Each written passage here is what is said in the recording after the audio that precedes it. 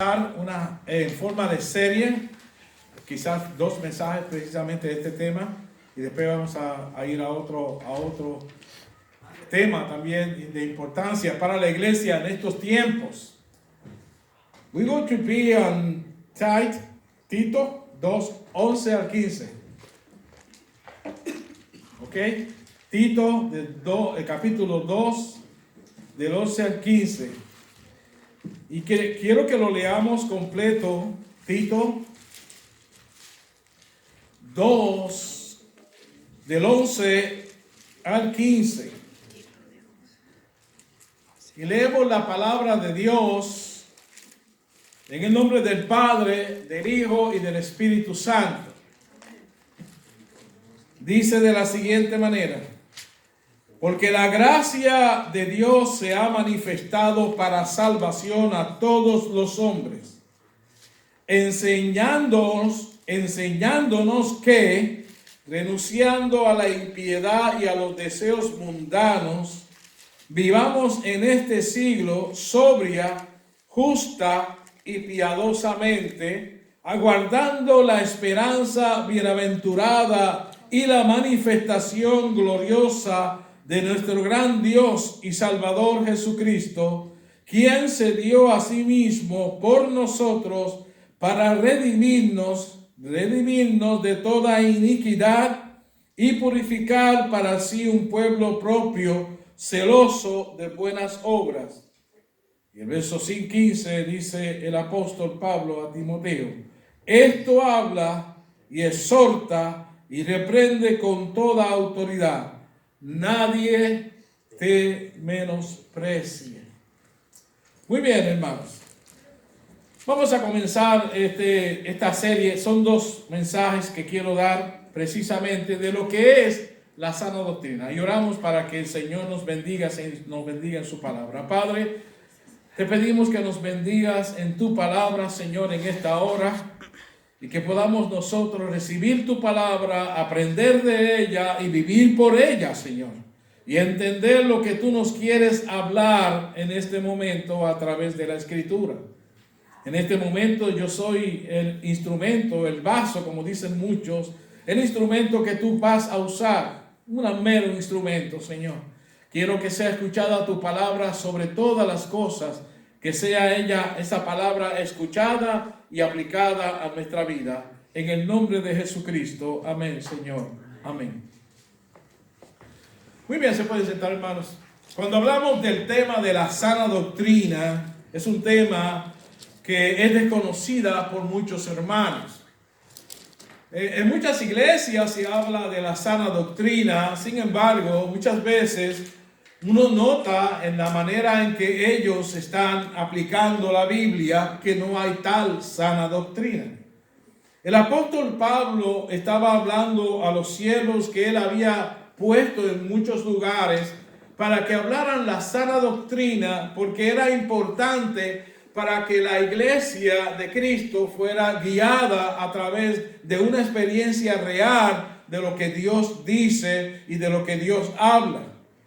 A veces, hermanos, se mezcla la sana doctrina o el tema de la doctrina con los dogmas. Dogmas no es otra cosa que cosas que se practican muchas veces en una mala interpretación de la Biblia. Los dogmas, podríamos decir que son cosas que se aplican en un momento dado cuando era aplicado anteriormente en un momento dado. Anterior se usaba y se aplicaba algo de la Biblia, y ahora, después que ha pasado el tiempo, se practica el dogma, que es practicando lo que se hacía antes, pero en tiempos diferentes. Los dogmas regularmente, podríamos decir, para darle un ejemplo, yo puedo ser dogmático o usar un dogma cuando voy a tomar la cena del Señor.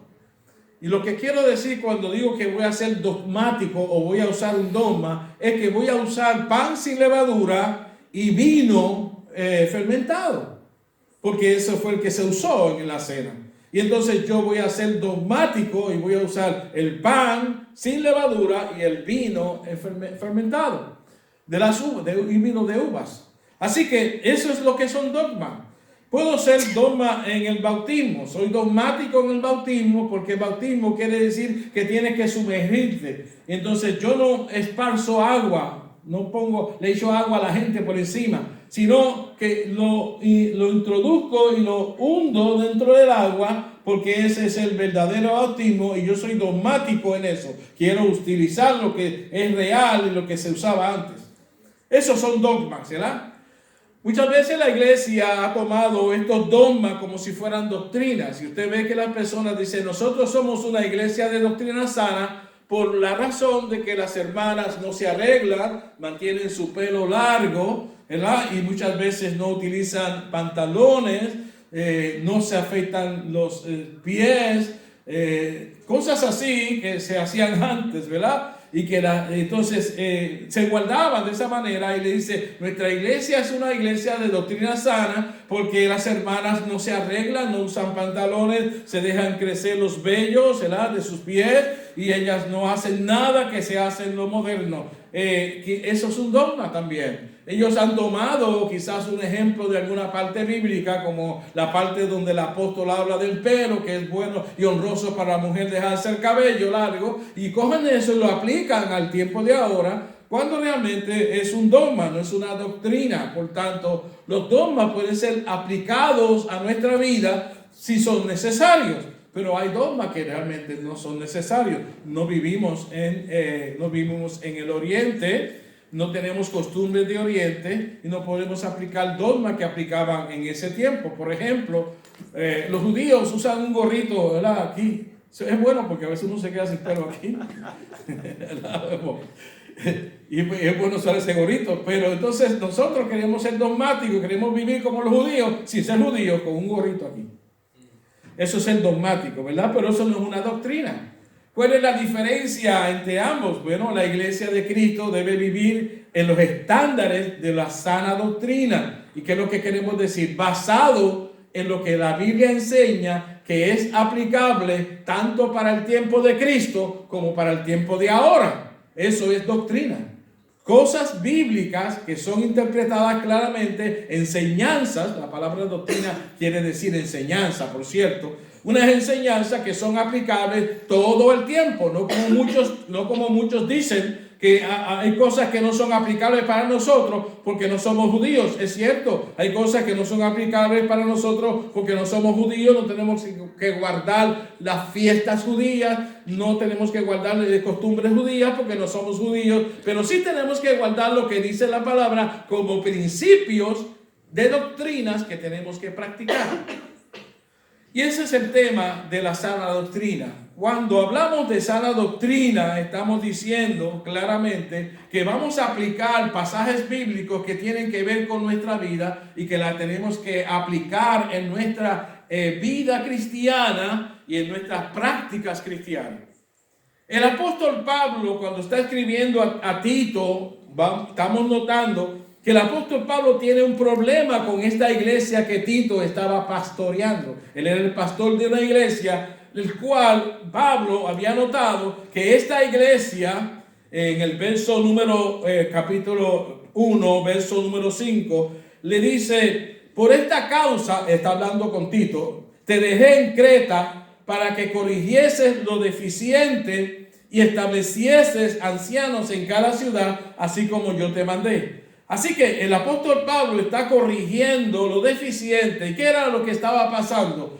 La gente había venido a Cristo y entendía que después que venían a Cristo era cuestión de ir a la iglesia, pero seguir viviendo con las malas costumbres y con el pecado y con acciones contrarias a lo que la Biblia enseña. Eso es lo que estaba pasando en Creta, hermanos. Él envía a Tito para que corrija esa deficiencia, pero el apóstol Pablo le va corrigiendo la deficiencia, esa deficiencia que él habla en el verso 5, buscando la manera que comprendieran cómo funciona la salvación y la vida eterna. De esa manera, el apóstol va en su carta llevándolos a ellos y enseñándoles toda la importancia de la escritura. Y en este que nosotros tenemos dividido aquí como capítulo 2, pero la Biblia no estaba dividida en capítulos, entiende, era una carta completa. Así que no era un capítulo 2. El apóstol Pablo va haciendo y trazando un tema y va trazando ese tema conforme a la inspiración del Espíritu Santo. Y él, de esa manera, va corrigiendo lo que está ocurriendo en Creta. Ellos no sabían lo que era sana doctrina. Y el apóstol Pablo, que está escribiéndole a Tito, quiere enseñarles a ellos qué es sana doctrina. Cómo yo debo vivir la vida conforme a lo que la Biblia enseña. Nosotros tenemos que también aprender a vivir como la Biblia enseña. El problema de hoy es que tenemos mucha gente que se llaman cristianos y no viven como la Biblia enseña. Muchos se llaman cristianos, entonces viven de la manera en que ellos creen. Hacen lo mismo que estaban haciendo en Creta. Viven la vida completamente perdida, pero se llaman cristianos. Y la Biblia nunca enseña que un cristiano vive la vida perdida y vive contrario a la palabra de Dios. Por eso Dios dejó la Escritura, para que nosotros aprendamos a vivir conforme a la Escritura. El apóstol Pablo está bien preocupado con eso y por supuesto en el capítulo 2 comienza a hablar de ese tema. Si usted nota en el capítulo 2, en lo que está hablando, le está escribiendo, está hablando de que corrijan la conducta, está hablando de la conducta que ellos tenían contraria. Podemos ver algunas de las conductas, quizás pueda tocar algunas de ellas, como en el verso 6, que dice, exhorta a sí mismo a los jóvenes a que sean prudentes, ¿verdad? El verso 6. El verso 7, presentándote tú como un ejemplo de buenas obras en la enseñanza, mostrando integridad y seriedad. Entonces comienza a hablar y en el verso 9, exhorta a los siervos que se sujeten a sus amos, que agraden en todo, que no sean respondones, ¿verdad? Está hablando de conducta.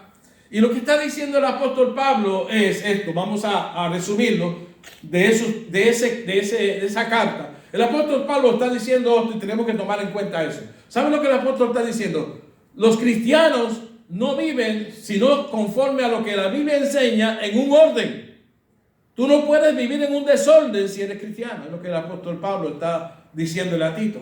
Esta gente estaba en un desorden, entonces tiene que corregir esa conducta que es contraria a lo que es la vida cristiana. Tenemos que aprender nosotros también a vivir una vida cristiana en una conducta correcta. Y es lo que está diciendo. ¿Qué faltaba ahí? La sana doctrina. Entender de manera clara qué es lo que la Biblia dice, cómo debemos vivir y por qué debemos vivir así. Este primer mensaje, hermanos, que es de una serie de 2 mensajes, la primera parte vamos a entender claramente lo que el apóstol lleva en esta carta, le lleva a estos recipientes, a estos que están recibiendo la carta, lo que el apóstol trae el tema sobre el tema de la gracia. Él va a hablarle de la gracia de Dios, para que ellos puedan comprender lo que es la gracia de Dios y puedan entender que si esa gracia de Dios ha venido sobre ellos, realmente se supone que haya una conducta diferente porque usted recibió la gracia de Dios. Estaba hablando ahorita en el estudio, le digo, hermanos, lo único que hacemos los muchos cristianos y muchas iglesias de nosotros es que bautizamos a una persona inmediatamente sin ver si esa persona da frutos de arrepentimiento. Es un error. Y te dirán, no, porque Felipe bautizó al eunuco allá. Pero hermano, eso es una cosa, eso no es normativo. Tú no puedes coger eso como algo normativo, que lo que quiere decir que es una norma de que tú tan pronto la persona diga, dale agua para bautizarme. Y entonces vamos y lo bautizamos. No, eso no es normativo, eso es un caso excepcional. El hombre está leyendo la Biblia, Felipe se acerca, le habla y él le pregunta y Felipe nota que el hombre está completamente convicto de pecado y que quiere vivir para Cristo y lo lleva al bautismo. Si uno ve a una persona así, lo podría hacerla así, pero no es normativo. Las personas que vienen a Cristo hay que darle tiempo para que muestren realmente seguir frutos de arrepentimiento. Y eso era la práctica de la doctrina de los apóstoles y la enseñanza de los apóstoles. El apóstol dio instrucciones a Tito en su carta y le habló. Y le deja ver claramente que hace falta la doctrina. Por eso le dice, tú habla lo que dice la Biblia, ¿verdad? Habla lo que dice la Escritura. Y entonces, aquí en este pasaje, estamos hablando del capítulo 2, verso 1, pero tú hablas lo que está de acuerdo con la sana doctrina. Esa es la invitación que tenemos que tener nosotros, los pastores, los predicadores, y la iglesia tiene que recibir que hable conforme a la doctrina sana. Y él va a comenzar a hablar de doctrina. La primera doctrina que habla es la salvación. Y eso es importante. ¿Por qué? Porque tenemos que entender cuál es el proceso de la salvación y entender los principios fundamentales de la salvación. Esa conducta, hermano, mostraba que no había habido cambios en esa persona. En el verso 2 dice que los ancianos sean sobrios, serios, prudentes, sanos en la fe, en el amor, en la paciencia. Está hablando, tienen que haber cambios, y principalmente los líderes en la iglesia. Ancianos eran líderes. Entonces, la conducta sin cambios, hermanos, lo que muestra que no hay tal sana doctrina y realmente no hay tal salvación. Eso es lo que muestra. Esto es lo que el apóstol estaba buscando que entiendan en esta carta. Y en estos versos que hemos escogido del capítulo 2, verso 11, nos va a mostrar primeramente lo que es la sana doctrina basado en la gracia. Para entender esto, hermanos, vemos el verso número 11. Veamos el verso número 11. Dice él, porque la gracia de Dios se ha manifestado para salvación a todos los hombres. Lo que está diciendo el apóstol en esta primera parte de la oración, porque la gracia se ha manifestado, y nos dice la razón, dice que es para salvación, pero cuando vemos que la gracia se ha manifestado, es que en medio del pueblo estaban perdidos y la gracia se manifestó. Y vamos a explicar eso, hermano. ¿Cómo estaba el hombre? Cuando vemos Efesios capítulo 2, a ver si lo alcanzan, y el verso 1 al verso 3, vamos a encontrar en el capítulo 2 del verso 1 al 3, cómo la gracia se manifestó. ¿Cómo se manifestó la gracia en ti y en mí? Si tú sientes que se ha manifestado la gracia en ti. ¿Qué es la gracia? Es el don de Dios inmerecido. Tú no te merecías nada y Dios te da el don de la salvación.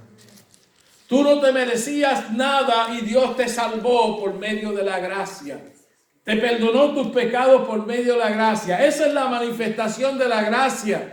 Tú estabas perdido, pero Dios te salvó. Tú no te salvaste a ti mismo, porque nadie, dice Jesús, nadie viene al Padre sino por mí. Y el Padre que me envió lo trajere. Así que a ti te llevan. Dios te toca. Es Dios el que hace la obra. No eres tú. Tú no eres el que decide. Lo decide Dios. ¿Entiendes? Cuando habla de la manifestación es que Dios decidió salvar en la condición en que tú estabas. Y esa condición era Efesios capítulo 2, verso 1. Capítulo 2, verso 1. Ese es el 1:1. Pero el verso 2 dice, y Él os dio vida. ¿Quién? Dios. Él os dio vida a vosotros cuando estabas muertos en vuestros delitos y pecados. Así se manifestó la gracia. Dios te dio vida, tú estabas muerto y Dios te dio vida, te resucitó, ¿sabías? Tú estabas muerto y te resucitó espiritualmente, porque tú estabas muerto espiritualmente por causa del pecado, y la gracia, el amor de Dios, el perdón de Dios, Él te dio el don que tú no merecías, porque tú no te lo merecías, y vino y te despertó y te resucitó, porque tú estabas muerto. Esa es la manifestación de la gracia de Dios. Entonces vemos también que dice para salvación, dice obrando Dios en el hombre, no tú. No, porque yo decidí buscar de Dios, porque mira, si tú vienes a la iglesia es porque Dios te trajo. Porque ninguno de nosotros, si lo dejamos, estuviera durmiendo, hermano, si dónde estaría quizás en este momento. Si Dios te trae es para salvarte, Dios no te trae para que te pierdas. Y si es Dios que te trajo, porque si te trajo tu esposa, te trajo tu primo, te trajo, pues, hermanos, y vienes y qué bueno, estoy aquí. Pues. No, si Dios te trajo, es para salvarte. Él os dio vida a vosotros cuando estaban muertos en delitos y pecados. Y dice el capítulo 2 de Efesios también, versos 4 al 6.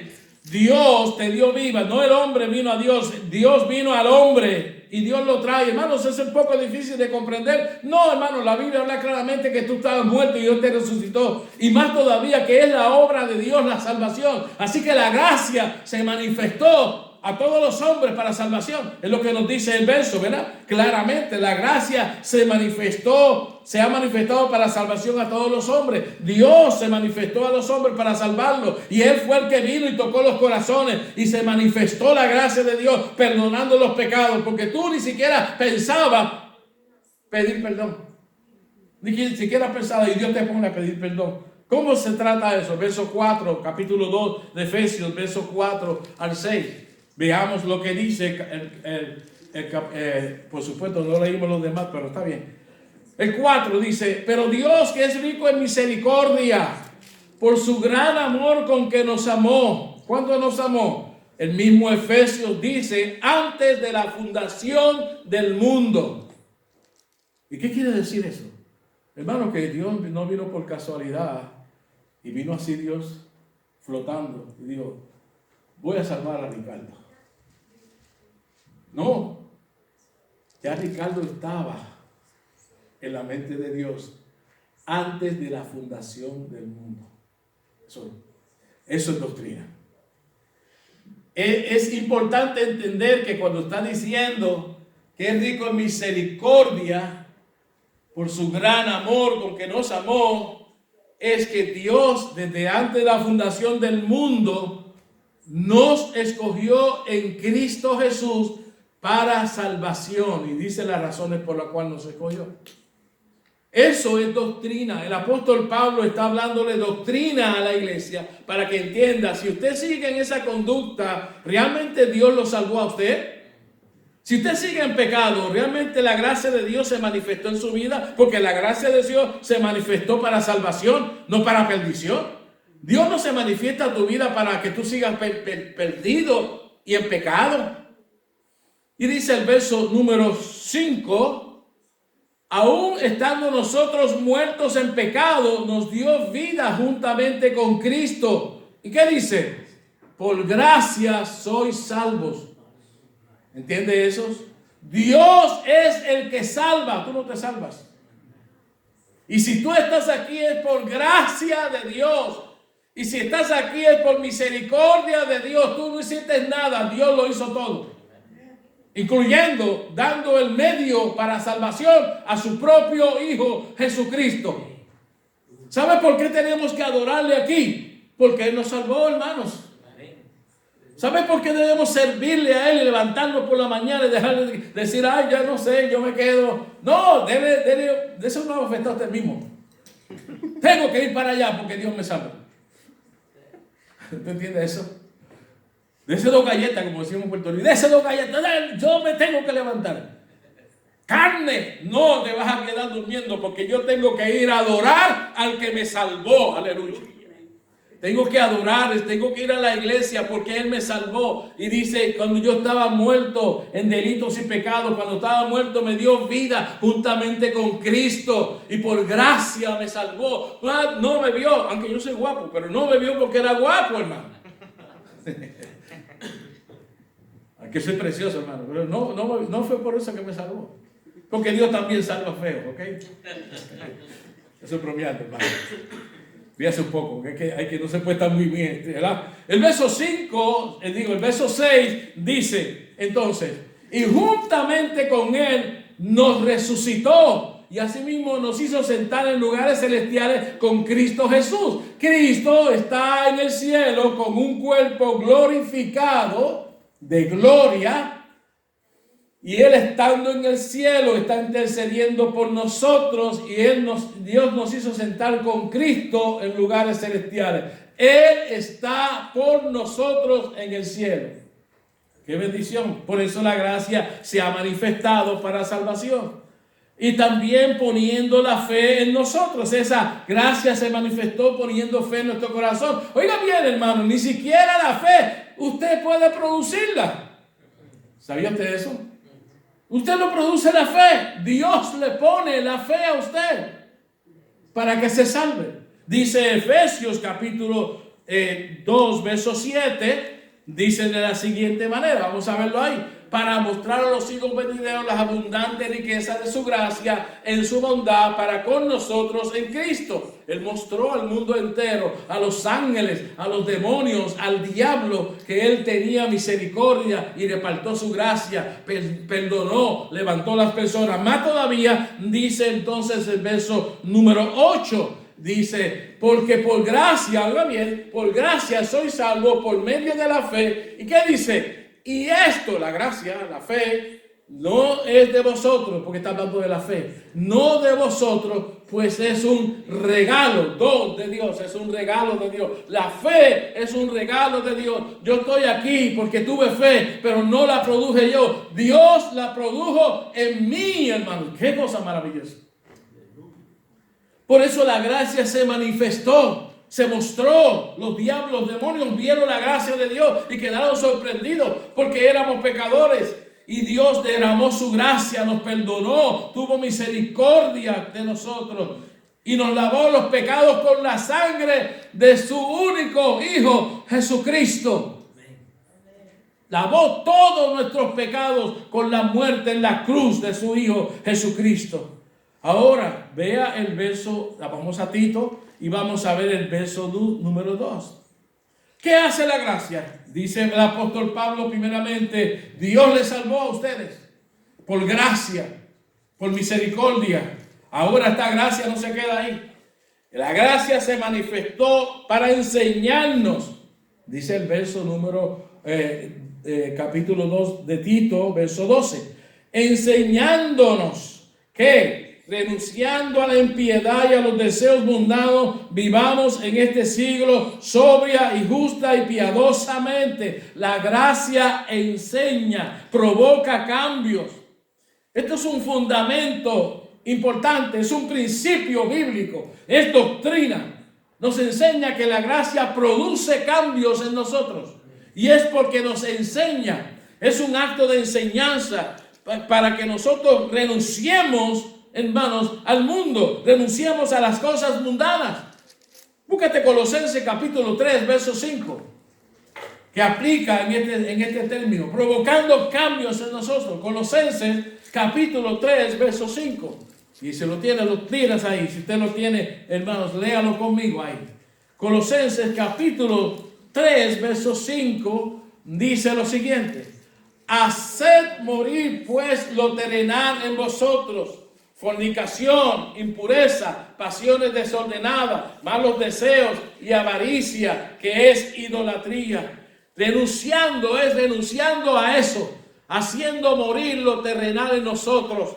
La gracia te dice a ti, renuncia a las impurezas, renuncia a esas pasiones desordenadas, renuncia a esos deseos malos, renuncia. La gracia está hablando en nuestros corazones fundamentalmente, doctrinalmente y espiritualmente para que cambiemos nuestra vida. Gálatas capítulo 5, verso 24 también habla sobre ese tema, los deseos mundanos. ¿Qué es lo que dice la Biblia? Y esta gracia nos enseña a nosotros. Dios nos perdonó, nos salvó y nosotros comenzamos a escuchar la voz de la gracia. Y dice, pero los que son de Cristo, ¿qué dice? ¿Qué ha dicho?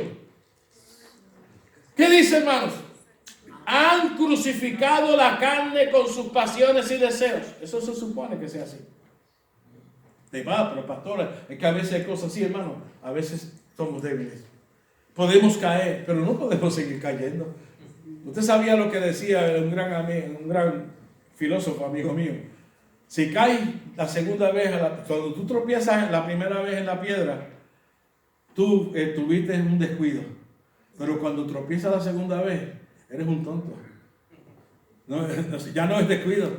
Sí, la primera vez fue un descuido, pero la segunda vez que ya eres un tonto. Ya lo que te gusta es el mal. Eso es lo que nos enseña la Biblia. Cuando la Biblia nos dice a nosotros que los que son de Cristo han crucificado, es que tenemos que crucificar, tenemos que coger esta carne y decirle no. Caíste la primera vez, amén, fue un descuido, pero ya la segunda vez que te gusta. Ya no venga con cuento, no, pues fíjate, no. La segunda vez que te gusta. Y entonces, ¿qué dice la Biblia? La gracia no te enseña eso. La gracia te ha enseñado a que vivas en este mundo, ¿verdad? Y que quites los deseos mundanos y vivas en este siglo sobria y justa, piadosamente. Hay que luchar contra la carne. Hay que luchar contra el pecado. Tenemos que cambiar nuestras vidas. Eso es lo que el apóstol está enseñando en cuanto a doctrina.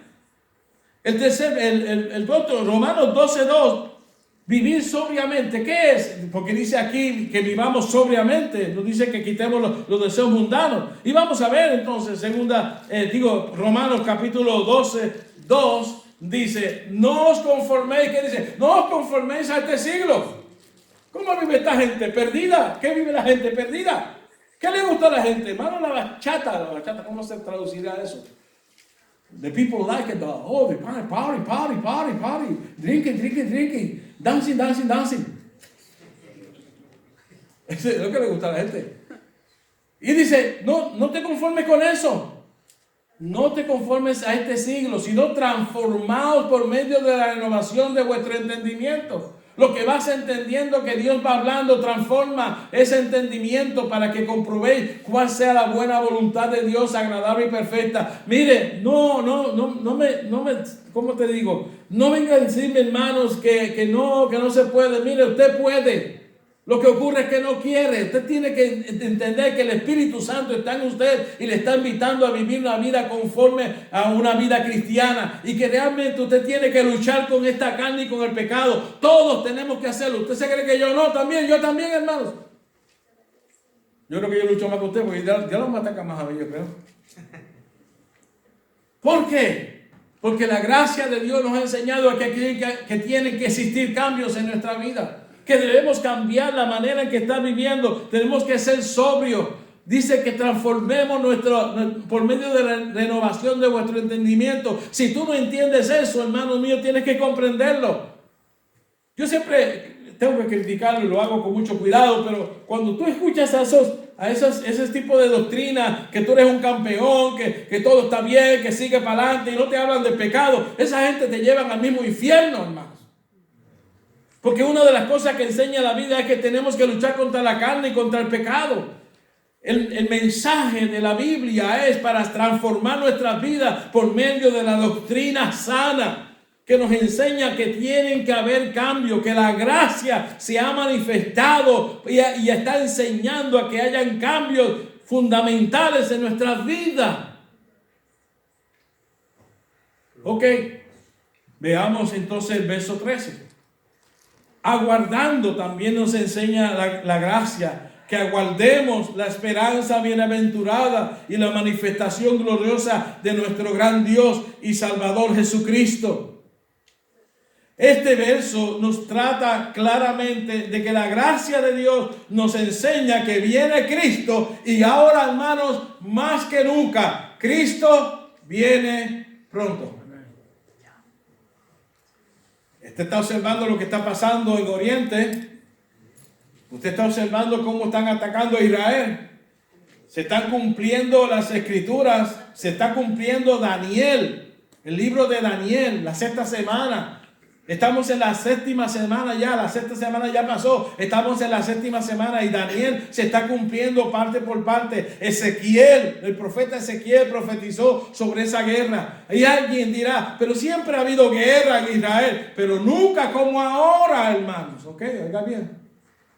Nunca como ahora ha habido guerra. Las guerras que hubieron, las guerrillas, las bombas que lanzaban, era muy diferente a este tiempo, cuando hay más moderno y hay naciones preparadas para destruir totalmente a Israel y al mundo entero. En aquel tiempo, cuando había esa guerrilla, lo que había eran rifles y cañones y misiles. Pero ahora no, ahora hay bombas atómicas poderosas que pueden destruir un país completo. Ya no estamos en aquel tiempo. Y se está cumpliendo la escritura y se va a cumplir nación contra nación, hermanos. Vénelo, eso viene pronto. Y se va a cumplir que se va a manifestar el anticristo. Por eso que la gracia nos enseña a nosotros que esperemos, aguardemos la esperanza bienaventurada hermanos, claramente nos dice que la gracia nos enseña eso. Y la manifestación gloriosa de nuestro gran Dios y Salvador Jesucristo. Estamos esperando a Cristo y Él viene pronto. Este mundo se va a acabar con fuego. Cuando vemos 2 de Corintios, verso 7, capítulo 7, verso 1, 2 de Corintios, capítulo 7, verso 1, dice lo siguiente. ¿Qué dice? Vamos a ver si él lo planta en la pizarra. 2 de Corintios. Es un muchacho muy bueno, rápido. Este es tremendo, ese muchacho. Capítulo 7, verso 1. ¿Qué dice la palabra de Dios? Dice, así que, amados, miren lo que dice. Puesto que tenemos tales promesas de la venida del Señor, que estamos esperando, hermanos, un día va a aparecer en el cielo la señal. Como tenemos esa promesa, ¿qué dice que hagamos? Limpiémonos de toda contaminación de carne y de espíritu, perfeccionando la santidad en el temor de Dios. Cuando aparezca esa señal, yo no quiero ir corriendo y esconderme. Yo quiero levantar mi cabeza como dice la Biblia. La palabra que usa es erguíos, y eso quiere decir que ponga la cabeza hacia arriba y reciba la salvación y a Cristo. No huyas.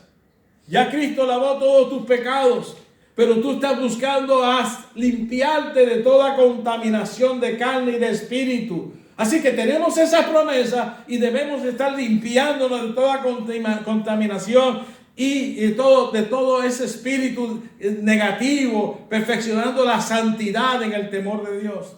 También dice que es una manifestación. 1 de Corintios, capítulo 1, verso 7, dice lo siguiente. Esperamos que sea ese.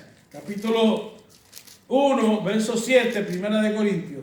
De tal manera que nada os falta en ningún don, esperando la manifestación de nuestro Señor Jesucristo. Estamos listos. ¿Cuántos están listos, hermano?